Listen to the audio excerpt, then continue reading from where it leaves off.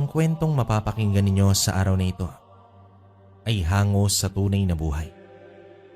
Nangyari ito taong 1985. Karanasan ito ni Michael na tubong Quezon Province at napadpad sa lugar ng Matnog, Sorsogon.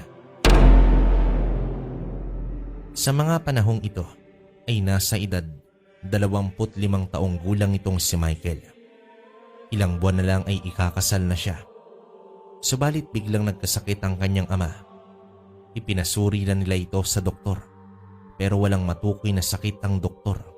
Bagkus, binigyan ito ng gamot pero wala namang naging epekto sa matanda. Ang tatay ni Michael na si Brando ay nakakaranas ng paulit-ulit na lagnat. Minsan ay namamanas din ang mga paa at kadalasan ay walang ganang kumain. Nakakatayo pa naman ito at nakakalakad pero batid na talaga ang pagbabago ng sigla. Lumipas pa ang 2 buwan, tila walang pagbabago sa kalagayan ni Brando. May mga nagsasabing baka kinulam na ito at meron din naman nagsasabing may malalang sakit o di kaya ay naengkanto. Dumulog na rin sila sa mga kakilalang albularyo ng probinsya, ngunit wala pa rin nangyari. Hanggang sa may nakapagsabi na isang Bisaya tungkol sa mananambal na taga Sorsogon. Sa kadailanang nais pa ng pamilya na gumaling si Brando, ay nagkasundo sila na si Puloy at Michael ang sasama papunta ng Sorsogon. Siya nga pala mga kabaryo, si Puloy ang kapatid ni Brando at tiyuhin ni Michael. Salamat po Tiyo at pumayag ka na samahan po kami ni Itay. Napakalaking bagay po nito sa amin. Ano ka ba Michael? Siyempre bukod sa kapatid ko ang tatay mo, kami lang din ni Manong Brando ang marunong magbisaya. Kaya asahan mo ako pamangkin. Malalampasan din natin ang pagsubok na ito. Pero Tiyo Puloy, ano po kaya talaga ang nangyari kay Itay? Sa mga albularyong napuntahan namin, iba-iba ang sinasabi. Ang taas pa ng sinisingil, hindi naman gumaling si Itay. Sa pagkakaalam ko, ang tunay na albularyo ay hindi tumatanggap ng bayad. Pero hindi ko rin masisisi ang iilan dahil kabuhayan nga naman. Pero hayaan mo't baka dito sa pupuntahan natin ay gagaling na si Manong. Sa Makalawa na po pala ang biyahe natin. Yun na nga ang pinakamaagang biyahe ng barko papuntang Leyte. Pero sigurado ka po ba na alam mo yung lugar, Tiyo? Oo Michael, minsan na akong nakapunta doon noong kabataan ko. Ano? Ang tagal na po pala nun, Tiyo. Huwag kang mag-alala Michael. Ang mga mananambal sa Bisaya, parang mga artista yan. Maraming nakakakilala. Kaya madali lang natin mahanap si Samuel, ang mananambal ng Matnog. Sa gabi, bago ang araw ng kanilang biyahe, pumasok naman itong si Michael sa kwarto ng kanyang mga magulang.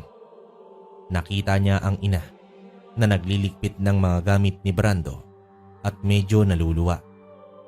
Tinabihan nito ni Michael at hinaplos ang likod. Tiniyak niya sa kanyang ina na magiging maayos ang lahat at hindi siya titigil hanggat hindi magkakaroon ng lunas ang sakit ng ama. Walang katiyakan kung gaano sila katagal mananatili sa lugar na yon.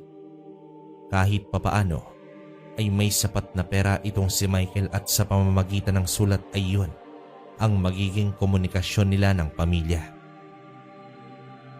Sumapit na nga ang araw na narating na nila ang probinsya ng Leyte. Sa mga narinig ni Michael sa wika ng taga Sorsogon, hindi naman pala ito purong Bisaya o Bicolano, kundi magkahalo at nabuo ang ibang diyalekto. Kahit papaano ay nakakaintindi itong si Puloy, kaya naman hindi naging mahirap sa kanila ang pakikipag-usap. Gayunpaman, kailangan pa nilang sumakay ng malaking jeep hanggang makarating sa Matnog. Batid ni Michael na parang nanghihina na naman ang kanyang ama. kaya pinaidlip muna niya ito sa kanyang balikat. Sa kanilang pagbaba ay may isang matandang babae na lumapit. Isa ito sa mga pasahero. Ayon dito, kanina pa daw niya pinagmamasdan ang kasama ni Michael at sa itsura nito ay tiyak siyang hindi ordinaryong karamdaman ang dumapo. Tinuloy na lamang ni Michael ang usapan sa pagtatanong tungkol sa kinaroroonan ng mananambal na itago natin sa pangalang si Samuel. Tumahimik naman ang matanda at nag-isip bago itinuro ang direksyon. Bandang 4:00 na ng hapon nang makarating sila sa lugar ni Samuel. Isang napakapayak na pamumuhay ang kanilang nadatnan. Nagbigay galang si Michael sa matandang nakaupo sa balkonahe habang humihit-hit ito ng tabako. Tumayo naman ito at habang papalapit ay kitang-kita ni Michael na bumubuka-buka ang bibig nito at panay duras sa kaliwa at kanan. Magandang hapon din. Pasensya ka na kung panayan dura ko. Napakabigat kasi ng presensya na lumulukob sa kasama mo. Mag-iwas at pantaboy sa masamang elemento ang ginagawa ko kanina. Siya nga pala, magulang mo ba siya, iho? Opo, siya po si Tatay Brando. Siya naman po ang tiyuhin kong si Puloy at ako naman po si Michael. Ikaw po ba ang mananambal na si Samuel? Oo, iho. Hali kayo dito sa loob. Hindi magandang nagtatagal ang ama mo dito sa labas. Pagkapasok naman ay pinaupo kami sa may sala na may mga upuang gawa sa kawayan. Kumuha din ng tubig itong si Samuel para sa mga bisita. Pinasandal ni Michael ang kanyang ama sa upuan dahil napapagod na ito. Nilapitan at tinitigan ito ng matanda hanggang sa inilapat ang hinlalaki nito sa noo. Matapos ang ilang segundo ay tumayo ang mananambal. Nagbuntong hininga at nagwika. Ayon dito, ilang buwan nang pinaglalaruan si Brando ng isang mangkukulam. Sa unang pagsusuri ng mananambal, layunin ng mangkukulam na pahirapan muna ang biktima bago ito bawian ng buhay. Napaisip naman itong si Michael kung may nakaalitan ba ang kanyang ama. Nais sana niya itong tanungin ngunit nakapikit na ito at hapong-hapo na. Nagmungkahi naman itong si Samuel na ihiga muna ang kanyang ama upang makapagpahinga. Dinala nila ito sa isang maliit na kwarto. Ito ang lugar pagamutan ni Samuel, pero ipapaubaya niya ito para kay Brando. Tinapat din sila ng mananambal na hindi magiging madali ang gamutan, lalo pa at nakakapit na ng gusto ang sumpa ng kulam sa sistema at kaluluwa ng kanyang ama. Tinatayang 1 o 2 buwan pa ang aabutin nun. Hindi naman ito problema para kay Michael dahil gagawin niya ang lahat para sa kanyang ama. Kasunod nito ay nagtanong siya kung may mauupahang bahay ba sila ng kanyang tiyo. Natawa naman itong si Samuel dahil hindi naman daw nila kailangan na mangupahan pa. Bukas ang kanyang bahay para sa kanila. Pero yon, kung kakayanin nila ang maliit na bahay. Laking pasalamat naman ang dalawa sa mga narinig nito. Mas makakatipid sila at makakasama nila ang kapamilya sa lahat ng oras. Upang makabawi sa kabutihan ng mananambal na yon, nagboluntaryo si Puloy na bibili siya ng pagkain para sa kanilang hapunan. 2 araw na nga ang nakalipas noon, kabaryo. Kahit papaano ay hindi naman nakaramdam ng pagkabagot itong si Michael. Ang baryo kasi na kanilang napuntahan ay abot tanaw lang ang karagatan. Napakalayo nito sa pinanggalingan nilang probinsya na puro kabundukan lang at kapatagan. Nagkasundo naman ang magtiyo na maligo sa dagat. Nabibilang lang kasi sa kanilang buhay ang makaranas ng dagat, kaya naman sabik na sabik ang mga ito. Hanggang isang hapon, nagkukulitan pa ang dalawa habang papauwi nang patakbo silang salubungin ni Samuel at mabilis na pinapasok sa bahay. Pasensya na kayo kung nagulat ko man kayo.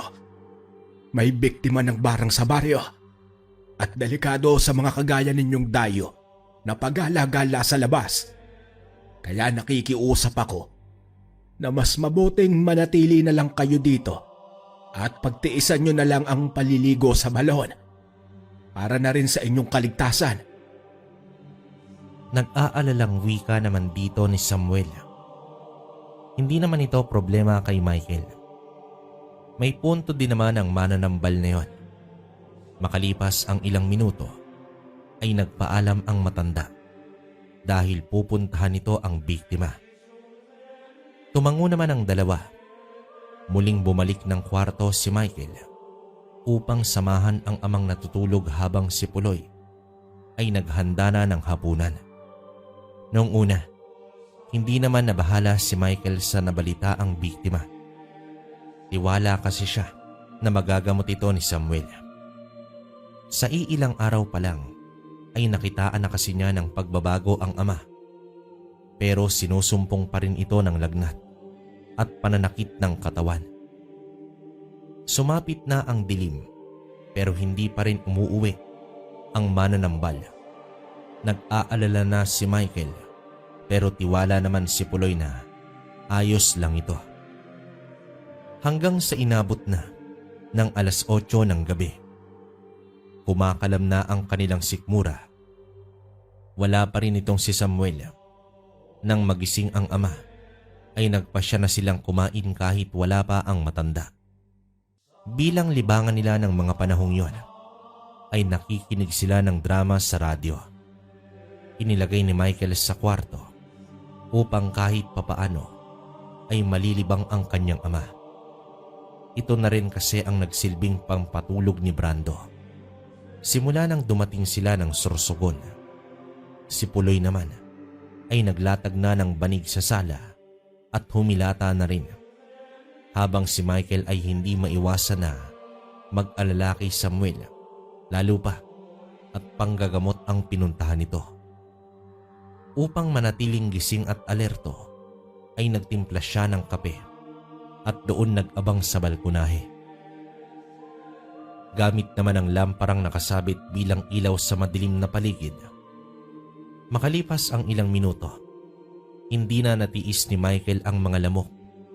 Kaya naman nagpausok siya ng balat ng nyog at inilagay ito sa bakuran. Habang naaaliw siya sa pakikinig ng radyo, ay may napansin siyang gumagalaw sa di kalayuan. Akala pa niya nung una ay paparating na si Samuel pero taliwas naman ang direksyon ng kaluskos. Doon ito sa may kakawyang bahagi. Napaangat naman ang kanyang tingin dahil humawi ang makapal na ulap at lumaganap ang liwanag ng buwan, at sa muli niyang pagbaling sa may kakawyan ay nakita niya ang isang imahe ng tao. Isang tao pero may dalawang sungay sa noo. Ilang segundo pa ay mas luminaw pa ang anyo nito. Isang lalaki na malaki ang pangangatawan, may mahabang kulay puting buhok. Kumikislap ang mapupulang mga mata at nakita niya ang kanang kamay nito na may mahabang kuko. Sa pagbaling ng hangin ay natakpan ng usok ang nilalang, ngunit si Michael ay animoy kandilang nakatirik. Natulala at nanigas na lamang siya hanggang sa tinapik siya ni Samuel at doon pa bumalik ang kanyang wisyo. Nang masilayan niya ang matandang yon, ay napayakap siya dito at doon na nagpakita ng matinding takot. Dali-dali siyang dinala nito sa loob at nagising naman agad itong si Puloy. Nanginginig pa noon si Michael habang ikwinikwento ang kanyang nakita. Nanlaki naman ang mga mata ni Samuel at napaatras. Agad niyang tiniyak na nakasaradong mabuti ang pintuan at mga bintana. Nag-alay na rin siya ng orasyon at nagpausok ng makabuhay. Nagtingi na naman ang magtiyo at nagtataka sa biglaang pagkilos ni Samuel.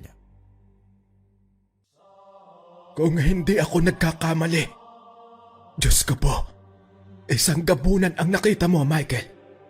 Ito ay maituturing na demonyo sa lupa. Isa itong napakalakas na uri ng aswang. Pero bakit po siya nagpakita sa pamangkin ko, Mang Samuel? Sa pagkakaalam ko, umatake agad ang mga aswang. Sa palagay ko ay walang intensyon ng aswang na yon na mambiktima. Iba ang gabunan kumpara sa ibang lahi. Sa palagay ko, napadaan lang yon at dahil sa usok na nagmula sa balat ng nyog, kaya iyon napatigil. Ang usok kasi na yon ay mabisang pantaboy sa aswang. At kaya ganun ang nangyari kay Michael. Dahil natigal po ito sa presensya pa lang ng nilalang. Sa tulong ng mananambal ay bumuti na ang pakaramdam ni Michael. Nakatulog na rin siya sa may sala kasama ang tiyuhin. Ngunit sa paglipas pa ng mga araw, ang biktima ng barang ay nadagdagan pa. Dito na naalarma si Samuel. Bukod sa nadagdagan ng mga biktima, hindi rin niya napapagaling ang mga ito. Nag-aalala na itong si Michael para sa kaligtasan ng kanyang ama. Baka maudlot pa ang paggaling nito. Napapansin rin niya na palaging tahimik ang mananambal, na tila may malalim na iniisip. Hindi na nga naglaon ay nagpaalam itong si Samuel na may pupuntahang kaibigan. Nais niya nang humingi ng tulong dahil sa salot na barang sa kanilang baryo. Tanghali na nang umalis itong si Samuel. Pansin na ni Michael ang kakaibang pakaramdam sa paligid. Tila ba sumasabay ang panahon sa nangyayari sa baryo? Makulimlim at medyo malamig ang hangin. Dito na nagsimulang kabahan si Michael. Paano kung hindi pa makauwi agad ang mananambal? Upang hindi na siya masyadong mag-isip ay inabala niya na ang sarili sa pamamagitan ng pagsisibak ng kahoy at pag-iipon ng balat ng nyog. Simula kasi noong nakita siya ng aswang, ay nagpayo na itong si Samuel na magpausok tuwing sasapit ang dilim, at iyon nga mismo ang ginawa ng binata.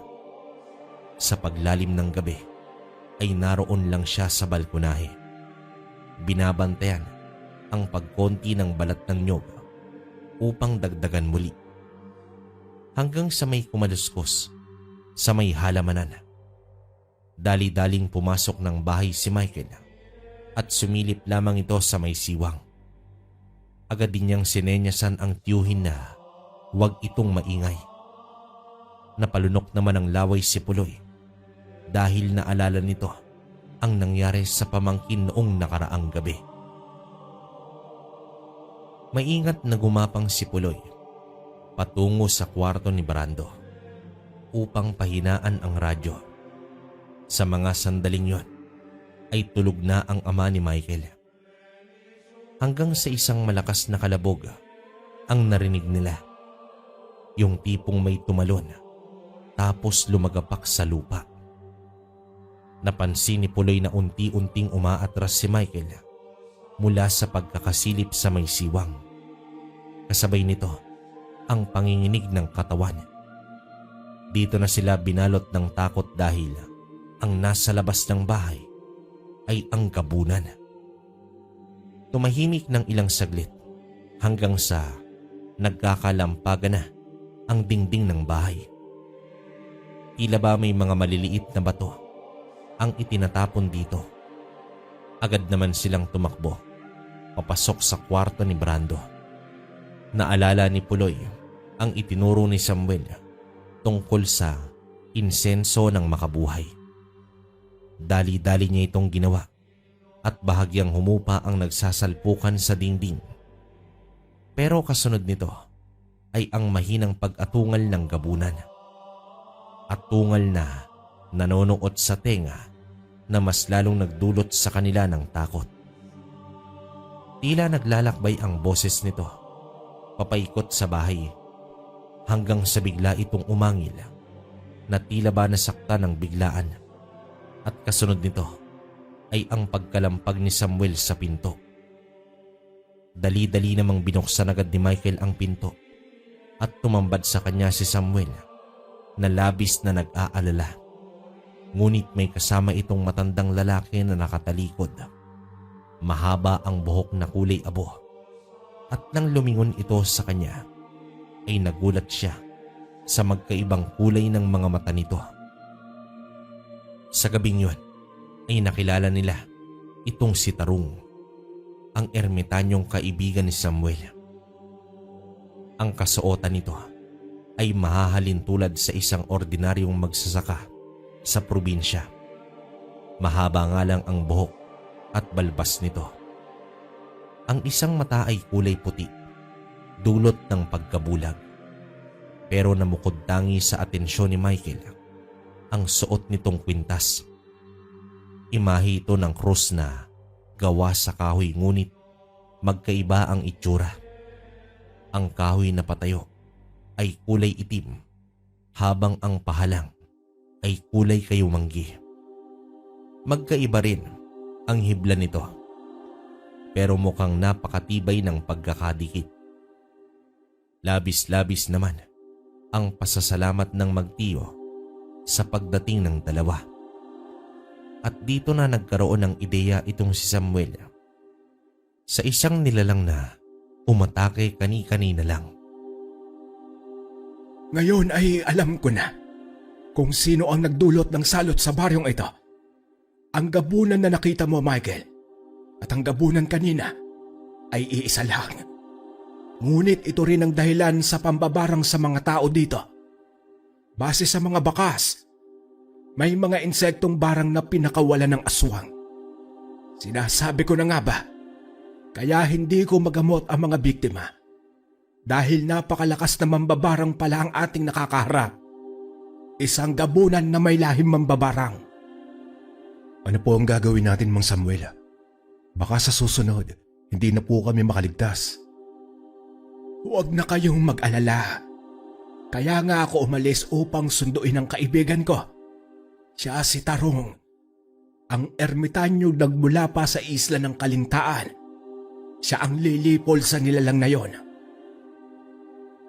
Isang matipid na ngiti lang ang itinugon ni Tarong. Napakatahimik nito at napakatipid ng salita.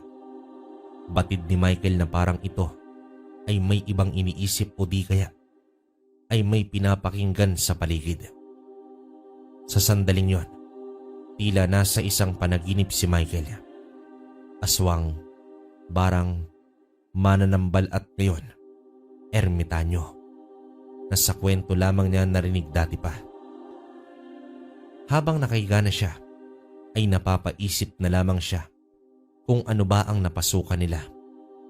Magpapagamot lang naman sana sila, pero ano na ang nangyayari? Para bang nasadlak sila sa isang digmaan na nasa ibang mundo.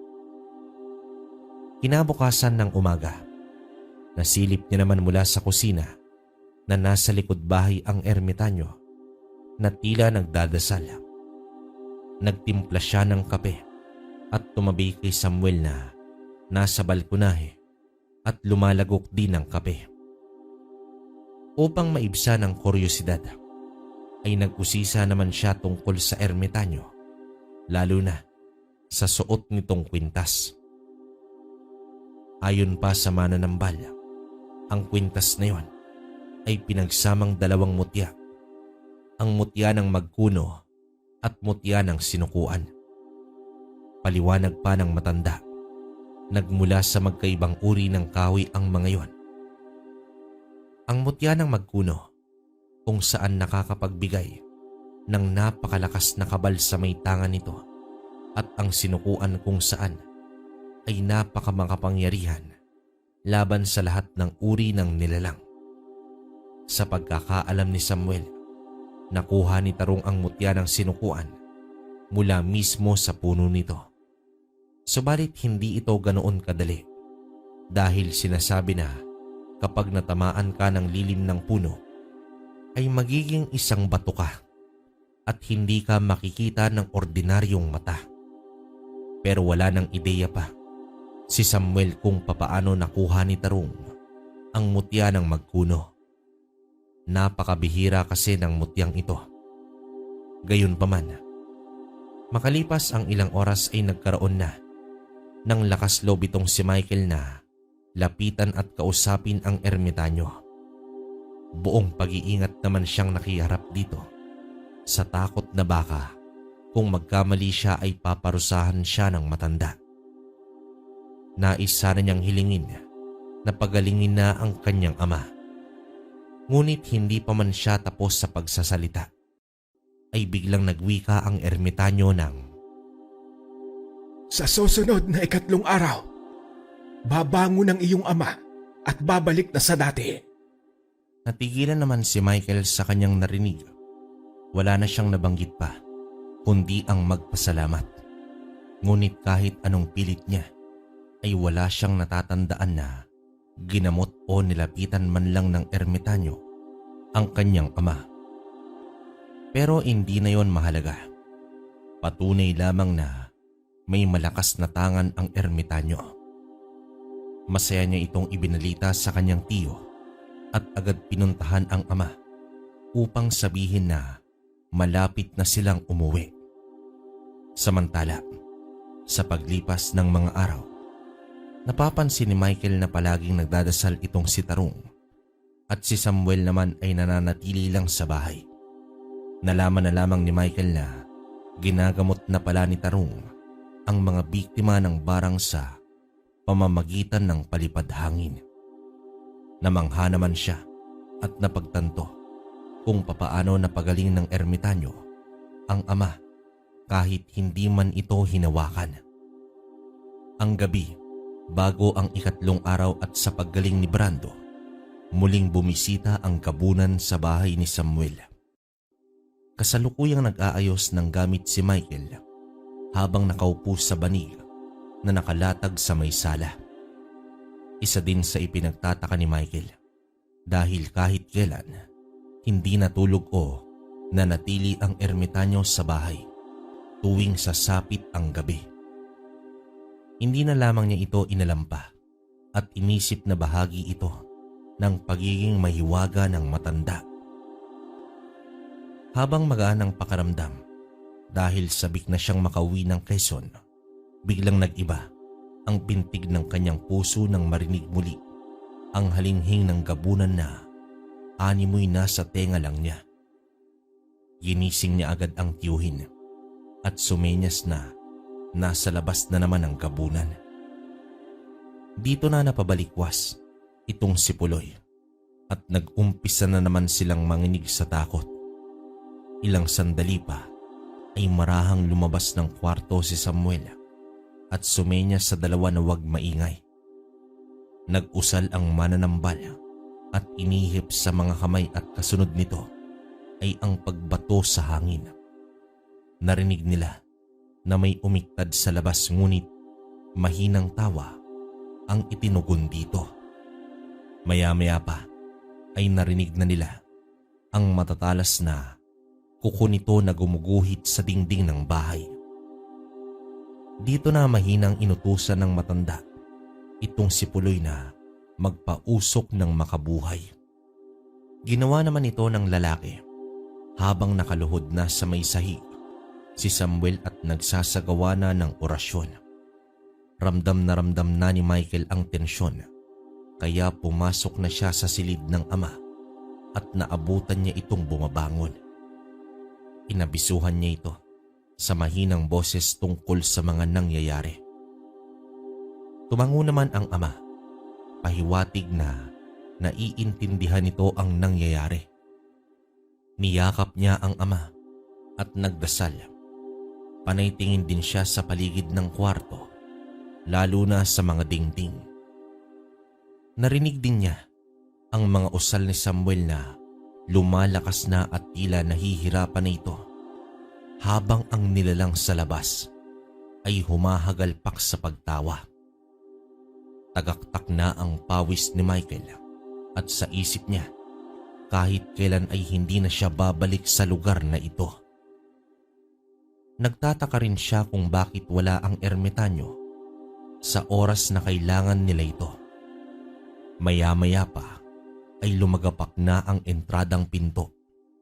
Sumilip siya ng bahagya at kitang-kita niya ang pag-uga ng pintuan habang pinipigilan ito ni Samuel ng dasal. Umalingasaw na rin ang kakaibang amoy sa paligid hanggang sa may mga insekto nang sumusuot sa maliliit na butas. Agad namang hinagip ni Puloy ng walis tingting ang mga ito nang makita ni Michael na epektibo at bumabagsak ang mga insekto. Sa tuwing natatamaan ay tumulong na rin siya sa tiyuhin. Hanggang sa biglang nawasak na ang pinto at tumambad sa kanila ang anyo ng isang gabunan. Ang demonyo sa lupa ay nasa kanilang harapan na. Nakangisi ito at humakbang na papasok, ngunit tila may humigop dito at tumilapon palabas ang nilalang. Dali-daling pinuntahan ni Michael ang ama na nakatayo na sa pintuan ng kwarto. Matapos nito ay nasaksihan nila na ang gabunan ay tila nakikipaglaban sa hangin. Wala silang nakitang kalaban nito, pero mukhang nahihirapan na ang nilalang na yon. Sa bawat salpukan ay halos tumatalon din ang dibdib ni Michael dahil rinig na rinig niya ang enerhiyang tumatama sa gabunan. Pero patuloy pa rin sa pakikipagbuno ang gabunan at nagsilabasan na rin ang mga insekto nito na walang habas naman na pinagpapalo nila ng walis tingting. Hanggang sa nakatayo at natigilan na ang aswang na yon, umaangil ito na pilit kumakawala sa kung anumang bagay ang nakatali sa katawan nito. Ngunit hindi nakikita ni Michael. Hanggang sa lumabas na ang imahe ni Tarung at marahan itong naglakad papalapit sa gabunan. Nakaturo ang daliri nito sa nilalang na yon dahilan upang unti-unting napapaluhod ang gabunan. Kitang-kita din ang paghihirap nito at naghahabol na ng hininga. At sa kabilang kamay ni Tarung ay ang maliit na patpat kung saan ito ang ginamit upang hambalusin niya ng paulit-ulit ang aswang na yon. Sa bawat pagtama nito ay natatapyas ang laman ng aswang na labis na nagpapahirap dito. Mas lumapit pa si Tarung at walang kahirap-hirap na hinawakan nito ang dalawang sungay ng gabunan at buong lakas na hinila sa magkaibang direksyon. Napasigaw pa ang aswang hanggang sa nahati ang ulo ng nilalang, dahilan upang tuluyan na itong bumagsak sa lupa. Ang tagpong iyon ay halos hindi na rumihistro sa utak ni Michael dahil sa tindi at lupit ng pangyayari. Nang humupa ang paligid, nanatiling nakatayo ang ermitanyo habang mahinang nag-uusal. Unti-unti ring naaagnas ang katawan ng gabunan at naging alikabok ito. Nilagyan naman ni Samuel ng asin ang alikabok na yun sa lupa. Nang matapos ang lahat ay humingi ng kape ang ermitanyo at literal itong nagkakape sa balkonahe na tila walang nangyaring sagupaan. Kinabukasan ay gumising na masigla si Brando at labis-labis na nagpasalamat kay Samuel. Ngunit hindi na nito napasalamatan ang ermitanyo dahil wala na ito sa bahay. Mang Samuel, maraming salamat po at pakisabi na rin po sa ermitanyo na utang namin sa kanya ang buhay ng aking ama. Nais ko po sana siyang personal na pasalamatan. Kaya lang, huwag mo nang isipin yon, Michael. Tungkulin namin ito na pangalagaan at protektahan ang mga tao. Hindi man maganda na makakaranas ng pag-atake ng isang aswang, pero naging daan naman ito upang mas mapagaling ng maaga si Brando. Isinumpa man ni Michael na hindi na siya babalik sa lugar na yon, pero baon niya sa kanyang sarili ang karanasan na minsan sa kanyang buhay ay nakita niya ang ermitanyong manunugis na nagpaluhod sa lahi ng gabunan na mambabarang. Wakas. Okay, para sa akin mga kabaryo, napakaganda ng kwento natin ngayon. Saka medyo pang second time na ata to na magpuno ng magkuno, grabe. Isipin nyo na lang na yung sinukuan at magkuno ginawang krus, no?